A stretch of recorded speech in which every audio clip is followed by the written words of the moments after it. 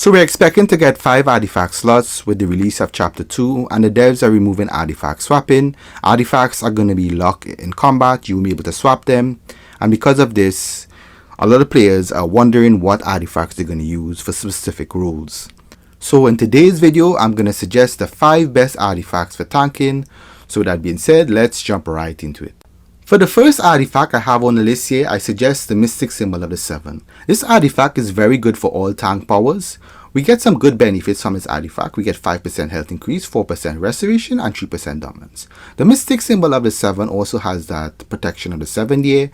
When hit by an enemy, increases defense by 5% for each enemy within 5 yards, maximum 20%. So you can get a maximum increase of 20% defense. Also, the increase in healing you receive increases by 10%.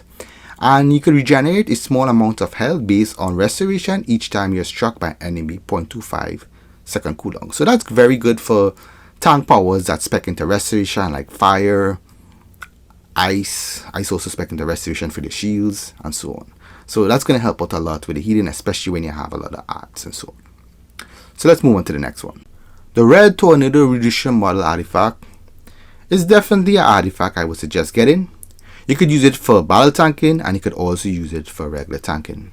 You get a lot of benefits with this artifact. You get 5% health, 4% dominance, and 3% restoration, increasing your stats. You get another defense recalculation there. Tank roll taking damage gives you following for 10 seconds, grants you 25% might and 12.5% precision. That's a lot of stats for battle tanking. You do a lot of damage. Also, damaging enemies heals you for 15% of the damage done. So this artifact is a plus because any damage you do as a tank, it's going to heal you. You could be doing lunges with your weapon. That's going to heal you. Doing weapon attacks. Using your powers like your pulls for regular tanking. That's going to heal you.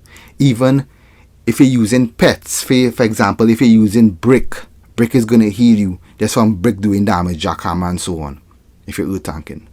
Also, henchmen and damage pet trinkets also going to heal you. So any kind of pet damage going to also count towards your healing. So this artifact is definitely very good to get because you're going to be doing a lot of healing from just doing damage. This artifact also has another ability that I really like. Let me read for you guys here at the bottom there. When in a party with another player in a tank role, apply redistribution to them, transferring 15% of their incoming damage to you. So basically, you could share the damage back and forth.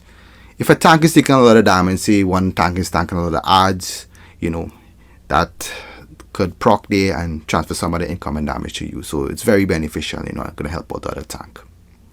So that's it for the Red Tornado Redistribution model. Let's move on to the next one.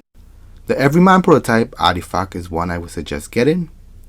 It gives us 5% health, 4% restoration, and 3% dominance increase to our base stats.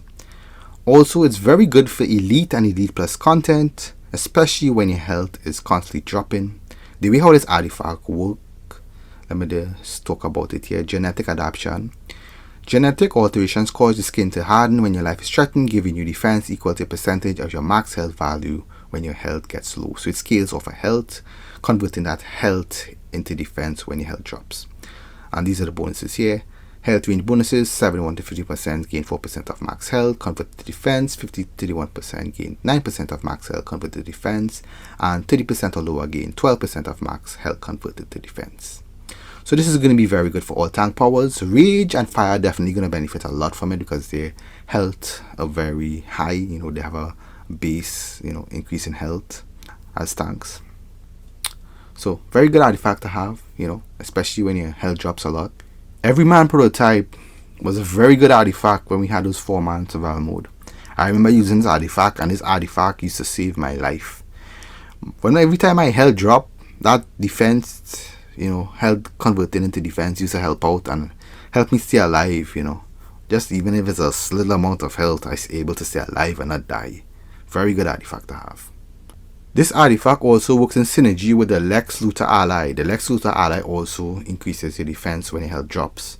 So I can see both of these, playing a part in helping you survive as a tank, especially when you're doing very, very hard content, as I said before, when your life constantly dropping.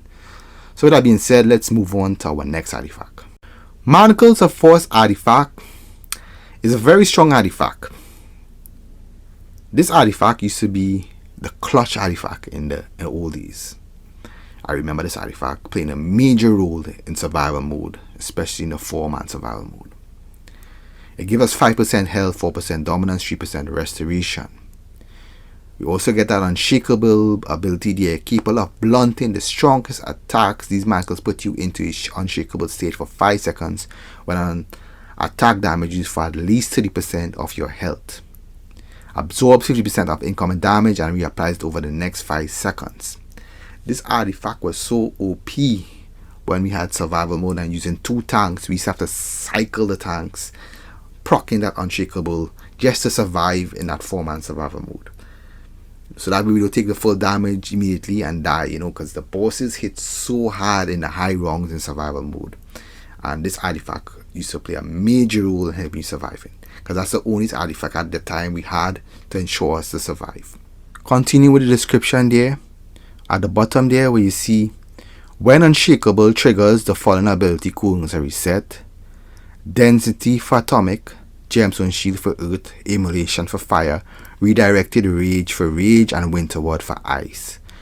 So if the boss hit you so hard and break his shield, that would proc sometimes, and you would get your shield immediately off a cooldown to be able to use it again. And that used to come in clutch, especially in survival mode. As I said, very, very good artifact, man.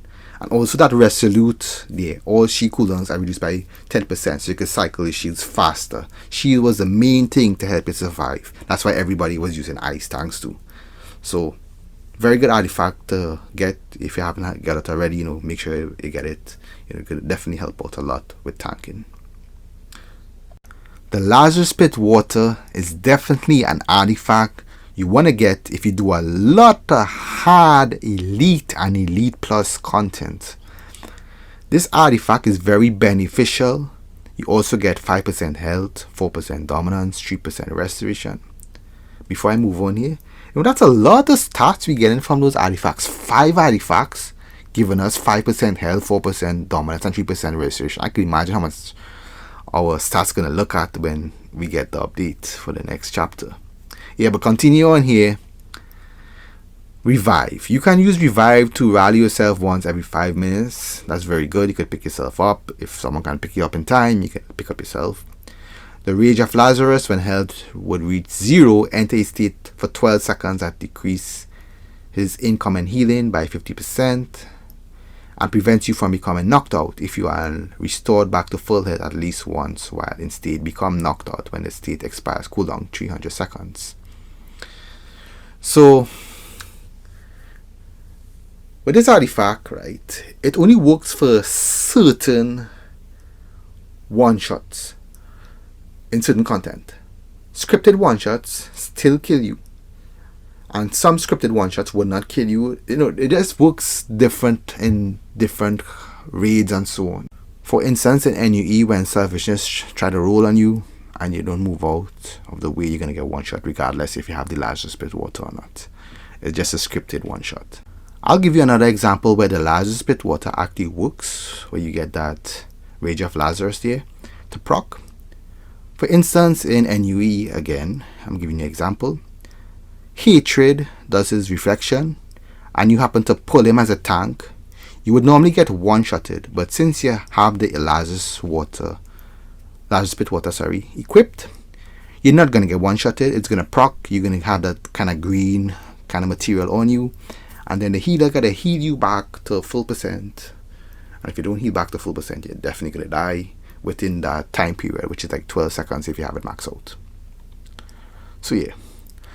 So that's it for the Lazarus Pit here. Well, let me just talk about one more thing there, the dregs of the pit. Upon becoming knocked out, release a small amount of Lazarus Pit Water that restores up to 50% health upon moving through the field. So if you happen to get knocked out, you can revive yourself and you would get that 50% heal there. So you can revive with 50% of your health instead of reviving with like barely any kind of health at all. So that's how that dregs of the pit here work. So those are the best 5 artifacts for main tanking. However, there's some options you could use here. The Eye of Gemini artifact, if you already have it, this could be used if you're using a supercharge in your loadout for tanking, if you're using dash attack and so on, firm move, whatever you're using. you could use this and get the following benefits here. The artifact gives us 4% precision, 4% dominance, 4% restoration, 4% vitalization, and 4% might increase. However, we do not get that 5% health increase, unfortunately. With the Gemini vision there, we get Caster's Watch when you pop out Supercharge. With Caster's Watch in tank rule, we restore 2%, 3%, 6% health, and 0.5%, 1%, 3% supercharge every second for supercharge abilities, costing 2.5k, 5k, and 10k respectively. When Caster's Watch expires, all friend players with it are healed for the amount of health restored by Caster's Watch. So you could give yourself some healing from it, and you could also give the group some healing, and you could also recover supercharge back to you and your group members. So it could help out a lot, depending on what you're doing. So if you have it at 200, you get that ability there. Standing Caster's Watch grants 5% dominance, health, and restoration. So it's an artifact that you could have. It's optional, if you're using it for a supercharge. However, most tanks nowadays don't even use supercharge, so you don't necessarily need to get this one. But if you have a supercharge built for tanking, you could use this one, the Eye of Gemini. That's just an option. Another artifact that you could use if you want to support the group rather than supporting yourself mainly as a tank is the Dilustel Refractor. This artifact is not really a must. Many tanks don't really use this artifact, but it's still good to have it if you have it, and you want to support, but you don't necessarily need to have it. The Dilustel Refractor gives you the following benefits here: 5% health, 4% dominance, and 3% precision. Quantum reinforced shield. Hitting an enemy with a pull grants you an up to 7 group members' health equal to 90.25% of your dominance. This effect is 15% more effective on tank rules. So when you do a pull, you increase the health of you and your group members, and it scales off how much dominance you have. That's all it does. It doesn't really do a lot, as you can see there, compared to the other artifacts that I mentioned before, the 5 important ones. So it's not really a must to have this one. If you already have it, you could use it, but it's not the one that's going to fall with the 5 importance, It's just artifact to help out. It's supportive. The Clarion artifact is another artifact that you can use if you want to support the group, but there's a lot of conditions that must be met before you could use this artifact. So let me talk about the stats here real quick first. It gives us 5% restoration, 4% precision, 3% health. From the rest of the melody, they are using the power of the Clarion, executing weapon attacks, heal up to 4 nearby players with the lowest health force. If you have it maxed out, it's 7% of your priority heal. This effect is temporarily empowered when activating your weapon, so when you do a weapon buff, it's going to increase by 30% of a priority heal. So you'll be able to heal and support the group with this artifact. So that's very beneficial if you want to support the group. So let's talk about Clarion's Guard. When you're empowered by a weapon buff, targets above 95% health, healed by restive melee, receive a shield for 12 seconds. This shield's effectiveness is increased by 100%, so you must have the artifact at 200 in order for this to work. Players can only benefit from this once every 30 seconds. There's a lot of problem with Clarion's Guard at the moment, how this works. If there's a healer in the group using this artifact, it's going to override, and Clarion Guard is not going to always proc when you hit the weapon buff as a tank. You would not get the shield. If the healer recently did it, it's not going to proc again. You're just going to be wasting your time having this artifact in your slotted. It's not going to be benefiting you. Also, with certain healing powers, their group shields override the Clarion Guard shield. I'm going to give you an example here. Electric, Nature, and Celestial. Those 4-man shield override the Clarion Guard shield. So if you pop your weapon buff and you pop the shield on 8 players, and Celestial Healer use their group shield, it's gonna take away the shield from the other players immediately. So you're not gonna benefit a lot here proccing that Clarion's Guard. And if they have a shield already on the players and you happen to use it, it's not gonna proc and you're not gonna get the shield, so you're not gonna be getting the shield benefit from the artifact, the Clarion's Guard, to proc. However, if you're running with a sorcery healer or a water healer, the Clarion Guard ability always work. The shield overrides the water 4-man shield, which is bubble, and it also overrides the sorcery shield. So if the sorcery healer uses their shield on a group and you use yours after, you're going to override their own. And if they try to use their own, it's not going to override your Clarion shield. So, it's situational. The artifact need a little reworking. The devs need to fix this a little bit. It should be that every time you pop it, it's going to proc the shield regardless of whatever healer you're running with. It doesn't matter. So they need to rework this artifact a little bit. Good artifact to have if you want to support the group, but it's broken at the moment. It doesn't make any sense having an artifact and you can't even use it to proc the shield if you're running with certain healers, as I said.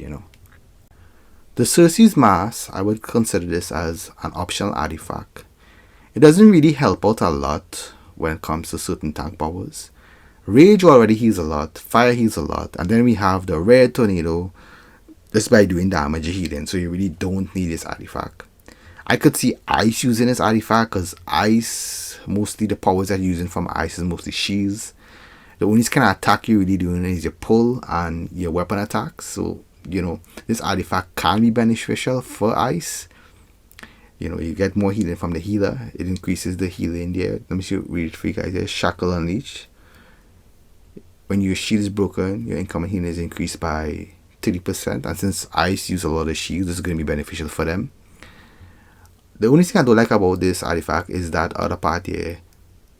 Additional stun up to 5 enemies. The stunning thing I don't like. As a tank, you like to control your CC moves and you would stun the adds when you need to stun them.